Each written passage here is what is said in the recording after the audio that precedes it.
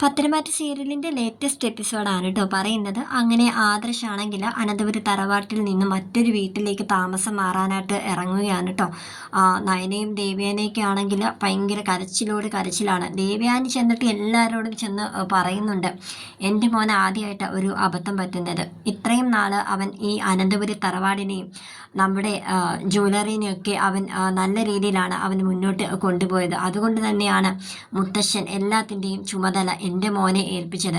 അവൻ ആദ്യമായിട്ട് ഒരു തെറ്റ് പറ്റുമ്പോഴത്തേക്കും അത് ഒന്ന് ക്ഷമിക്കാമായിരുന്നു, അത്രയ്ക്ക് പറയേണ്ടതുണ്ടായിരുന്നോ എന്നൊക്കെ ദേവയാനി എല്ലാവരോടും കൂടി പറയുന്നുണ്ട് കേട്ടോ. പക്ഷേ അവരൊക്കെ പറയുന്നത് അവൻ നമ്മളെ ഇപ്പോഴത്തെ ഒരു നിലയിൽ ആ AN ജ്വല്ലറി ആയിട്ട് നമുക്ക് പിടിച്ചു നിൽക്കാനായിട്ടുള്ള ഒരു അവസരമാണ് ആദർശ് കളഞ്ഞത്.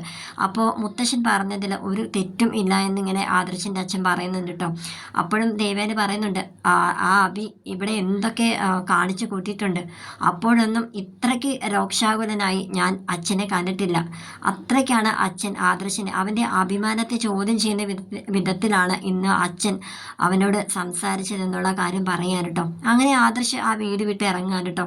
നയനയാണെങ്കിൽ നല്ല കരച്ചിലാണ്. നയന പറയുന്നുണ്ട്, ആദർശേട്ടാ ഇനിയും ഈ തീരുമാനത്തിനൊരു മാറ്റം ഉണ്ടാകുമോ? പോകണ്ട ആദർശേട്ടാ എന്നൊക്കെ പറയാണ്. ഞാൻ നിന്നോട് എല്ലാ കാര്യങ്ങളും പറഞ്ഞതല്ലേ, എനിക്ക് പോയേ മതിയാവും. നീ ഇവിടെ സന്തോഷമായിട്ടിരിക്കണം, ഞാൻ ഇടയ്ക്കിടയ്ക്ക് വിളിക്കാം, വീഡിയോ കോളിങ് ചെയ്യാമല്ലോ എന്നൊക്കെ പറയാൻ കേട്ടോ. അങ്ങനെ ദേവാനി പറയുന്നുണ്ട്, മോനെ വീഡിയോ കോളൊക്കെ നേരിട്ട് കാണുന്നത് പോലെ ആകുമോ? ഞാൻ അധിക ദൂരത്തോട്ടൊന്നും അല്ലല്ലോ പോകുന്നത്, ഇവിടെ അടുത്തേക്ക് തന്നെയല്ലേ ഞാൻ മാറുന്നത് എന്നൊക്കെ പറയാണ്. അങ്ങനെ ആദർശ് ആ പടി ഇറങ്ങുകയാണ് കേട്ടോ. മുത്തശ്ശൻ ആദർശിനെ വിളിക്കുകയാണ്. അങ്ങനെ മോനെ ആദർശി എന്ന് വിളിക്കുന്നുണ്ട്. അവൻ ഒരു നോട്ടം ഇങ്ങനെ നോക്കിയിട്ട് മുത്തശ്ശനോട് പറയുന്നുണ്ട്, മുത്തശ്ശ ഇല്ല മുത്തശ്ശ, ഇനി എനിക്ക് മുത്തശ്ശന് നൽകിയ വാക്ക് പാലിക്കണം, എന്നിട്ടേ ഞാൻ ഈ വീട്ടിലേക്ക് തിരികെ വരത്തുള്ളൂ എന്ന് മുത്തശ്ശനോട് അവൻ പറയാൻ കേട്ടോ. അഭിക്കും ജലജയ്ക്കും ആണെങ്കിൽ ആദർശ് അനന്തപുരി തറവാട് വിട്ട് പോകുന്നതിൽ ഭയങ്കര സന്തോഷം തന്നെയാണ്. എന്നാൽ അത് മറ്റുള്ളവരുടെ മുന്നിൽ സന്തോഷം നടിക്കാതെ ഉള്ളിൽ സന്തോഷം നടിച്ച് പുറമെ അവരെ പോലെ തന്നെ ഒരു സങ്കടഭാവത്തിലാണ് കേട്ടോ അഭിയും ജലജയും ഒക്കെ നിൽക്കുന്നത്. നവ്യാണെങ്കിൽ പിന്നെ പറയേണ്ട കാര്യമില്ലല്ലോ, അവൾ ആദർശ് പോകുന്നതിൽ ഹാപ്പിയാണെന്നുള്ള നിലയിൽ തന്നെ അവളിങ്ങനെ നിൽക്കുകയാണ്. ഇതെല്ലാം കണ്ടുകൊണ്ട് നമ്മുടെ നയനയാണെങ്കിൽ പൊട്ടിക്കരഞ്ഞുകൊണ്ട് അകത്തോട്ട് മുറിയിലേക്ക് ഓടിക്കയറുകയാണ് കേട്ടോ. മുത്തശ്ശൻ ദേവയാനിയോട് പറയുന്നുണ്ട്, എന്ത് പറയാനാ, ഞാൻ അവനോട് പറഞ്ഞല്ലോ ഈ വീട് വിട്ട് പോകണ്ട എന്ന്. എനിക്കും അവനോട് അത്രയൊക്കെ പറഞ്ഞതിൽ വിഷമമുണ്ട്. പക്ഷേ ഞാൻ ഒരു കാര്യം ഇല്ലാതെ അവനോട് അങ്ങനെയൊന്നും പറയത്തില്ലെന്ന് നിനക്കറിയാലോ. ഇപ്പോൾ ആ ചൂടിലാണ് ഇപ്പോൾ അവൻ ഈ വീട് വിട്ട് ഇറങ്ങിയിരിക്കുന്നത്. ഇനി നീ നോക്കിക്കോ, നമ്മുടെ അനന്തപുരി തറവാടിനെയും നമ്മുടെ ജ്വല്ലറിനെയൊക്കെ അവൻ ഇനി പതുക്കെ പതുക്കെ ഉയർത്തിക്കൊണ്ട് വരും, പഴയ പോലെ തന്നെ, അത് തീർച്ചയാണ് എന്ന് മുത്തശ്ശൻ പറയാൻ കേട്ടോ.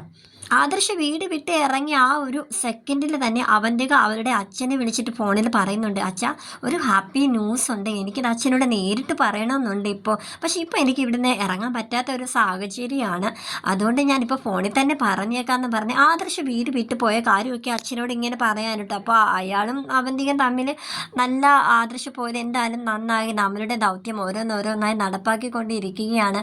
ഇനി ഓരോരുത്തരായി ആ അനന്തപുരി തറവാട്ടിൽ നിന്നും ഇറങ്ങണം, എന്നിട്ട് വേണം നമുക്ക് മാത്രമായിട്ട് ആ തറവാട് കിട്ടാൻ എന്നുള്ള രീതിയിലൊക്കെ അവർ സംസാരിക്കുകയാണ് കേട്ടോ. പിന്നെ ആദർശ് പുതിയ വീട്ടിലേക്ക് താമസം മാറി ആ ഒരു വീടൊക്കെ കാണിക്കാൻ കേട്ടോ. അവിടെ ചെന്നിട്ട് അവനൊരു ഏകാന്തത ഫീൽ ചെയ്യുകയാണ്. അങ്ങനെ അവൻ ആ മുറിയിൽ ചെന്ന ഉടനെ എന്നെ നമ്മുടെ നയനയെ ഫോൺ ചെയ്യുന്നുണ്ട് കേട്ടോ, ഞാൻ വീട്ടിലേക്ക് വന്നിപ്പോൾ കയറിയതേ ഉള്ളൂ എന്നൊക്കെ പറയുകയാണ്. അങ്ങനെ നയനയാണെങ്കിൽ ഭയങ്കര കരച്ചിൽ ഫോണിലൂടെ കരഞ്ഞുകൊണ്ടിരിക്കുകയാണ്. നിൻ്റെ കരച്ചിൽ ഇതുവരെ നിർത്താറായില്ലേ, നീ എന്തെങ്കിലുമൊക്കെ കഴിക്കുന്നൊക്കെ ആദർശ് പറയാൻ കേട്ടോ. അങ്ങനെ അവന് ഒരുപാട് വിഷമമുണ്ട്, അവന് ഒരുപാടൊന്നും സംസാരിക്കാതെ ഫോൺ കട്ട് ചെയ്യാണ്. എന്നിട്ട് മുത്തശ്ശൻ പറഞ്ഞ കാര്യമൊക്കെ ഇങ്ങനെ ഓർത്തെടുക്കുകയാണ് കേട്ടോ. അവൻ്റെ ഉള്ളിലേക്ക് അത് ഒരുപാട് തറച്ച് കയറിയത് കൊണ്ടാണ് അവൻ ആ വീട് വിട്ട് ഇറങ്ങാൻ തന്നെ കാരണം.